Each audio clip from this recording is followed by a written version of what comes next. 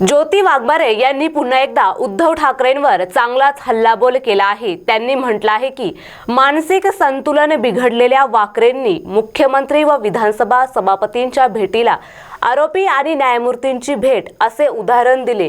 उद्ध्वस्त वाकरे, तुमच्या गटात असणाऱ्या संजय राऊतांचे मानसिक संतुलन आधीच बिघडले होते। असे वाटते की तुमच्यासाठी सुद्धा मेंटल हॉस्पिटलमध्ये रूम बुक करण्याची गरज आहे। नशिबाने का होईना पण वाकरे तुम्हाला महाराष्ट्राच्या मुख्यमंत्री पदावर बसण्याची ही संधी मिळाली होती।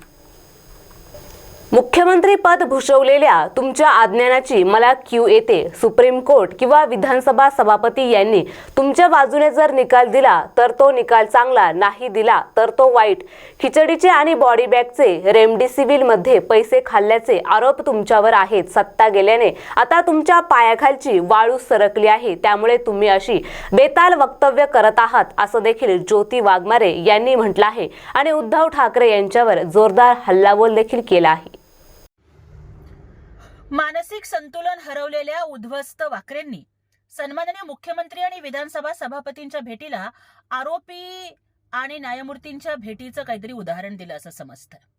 उद्ध्वस्तची वाकरे तुमच्या गटातल्या संजय राऊतांचं मानसिक संतुलन आधीच हरवलं होतं। मला वाटतं आता तुमच्यासाठी सुद्धा कुठल्या तरी मेंटल हॉस्पिटलमध्ये एखादी रूम बुक करण्याचं गरज आहे। मला सांगा, कसले आरोपी? सिव्हिल मॅटर आणि क्रिमिनल मॅटर ह्याच्यातला फरक नाही का कळत तुम्हाला? नशिबानं का होईना पण वाकरेजी, तुम्हाला काही काळ महाराष्ट्राच्या मुख्यमंत्री पदावर बसण्याची संधी मिळाली होती। मग मुख्यमंत्रीपद भूषवलेल्या या अशा तुमच्या अज्ञानाची मला कीव करावीशी वाटते।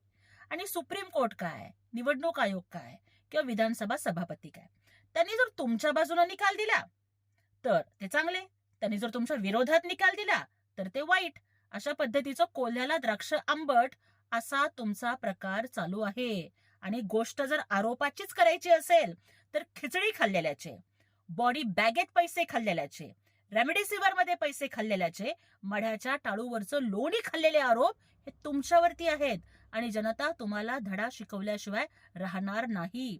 सत्ता गेल्यामुळं तुमच्या पायाखालची वाळू सरकली आहे आणि त्याच्यामुळेच तुम्ही अशा पद्धतीची बेताल विधानं करत आहात।